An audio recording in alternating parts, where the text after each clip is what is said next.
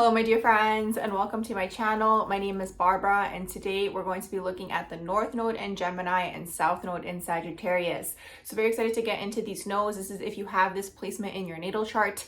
The North Node is the direction we are headed. The South Node is where we come from. It's usually our most recent past life, and it's the things that we are familiar with and we are comfortable with. So everybody says that ultimately when we do complete our North Node, we do cross out of this plane. So it's our destiny, it's our dharma, it's where we are headed, and it's what we are working towards always. With the South Node, because of the fact that you mastered it in a past life, you might be already familiar with it, and you might actually fall into the habit of doing these things once again because you've already mastered them, but you're not meant to be doing your South Node. You're meant to be doing your North Node. So if you have your South Node in Sag, let's look at where we come from. So if you have your South Node in Sagittarius, for you, you're probably someone who was a traveler. You could have been a philosopher. You could have been someone who was very much about the deep knowledge, the mysteries of this world, in the sense that you were always connected to the other side in one way, shape, or form. Okay, Sag is all about being half up in the clouds, half on the earth plane. So they're always questioning things. Okay, they're all about going out on a quest. Okay, they're all about being an adventurer.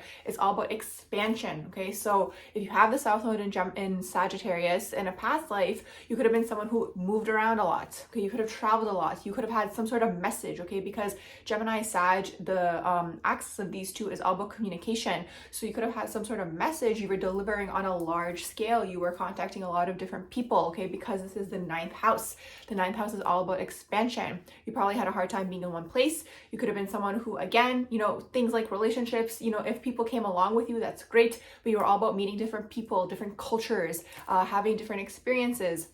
If you have the South Node in Sag, you could have even been someone who was an academic. Okay, you could have been someone who learned a lot. You completed higher levels of education. Okay, that's the more so conventional way of learning. You could have been someone who did the unconventional way of learning, traveling around. You could have been someone who was like a shaman, moved around, did healing. All these sorts of things. That's that Sagittarian energy. It's moving around, having some sort of message to a large group of people. Obviously, it depends on the rest of your chart to see what that message could have been.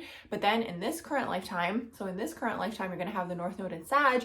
It's all about local. Okay, it's all about local travel. It's all about your local community, creating community with the people who are around you. Okay, the city that you grew up in, or you could have moved. You can move, but it's all about the area that you're in. You're always going to be creating a community, a sense of community, and delivering a message on a smaller scale. Okay, so it doesn't necessarily mean good or bad. Okay, the Sagittarius, the South Node in Sag, is usually like a small fish in a big pond. Okay, and then the Gemini North Node is a big fish in a small pond. So these are people like mayors, people like, again, who create community within their particular area that they grew up in. Mayor is a really good example of that, but there's so many different ones. Okay, you can create groups, dance groups. You could be someone who's very well known in your city, very well known dancer. You could be someone who is a very well known, again, spiritual teacher, whatever. Okay, it depends on the rest of the charts to see how this manifests, but this is really that Gemini Sag axis. Again, it's going to depend on your house, what house it's in. That's going to give you a little bit more insight as to what exactly you are doing in that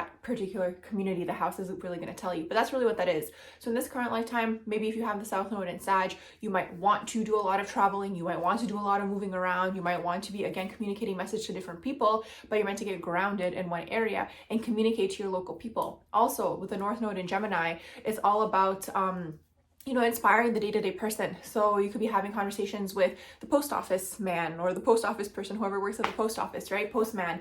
Or it could be you go, to the store to buy anything. Just like it's like all about the everyday, the day-to-day, right? So you could be going to the store to do groceries and you have some sort of message to communicate to that cashier, right? So these sorts of things, that's the North Node in Gemini versus the North Node in Sag, was on a larger scale, communicating to a lot of people. Even things like having group settings, class settings that are more intimate. That's more Gemini energy. So that's really what that is. So I'm going to wrap up this quick little video here on the North Node in Gemini, South Node in Sag. Hope you guys did enjoy this video. If you did, please do like, share, and subscribe, and I hope you all have a beautiful rest of the day.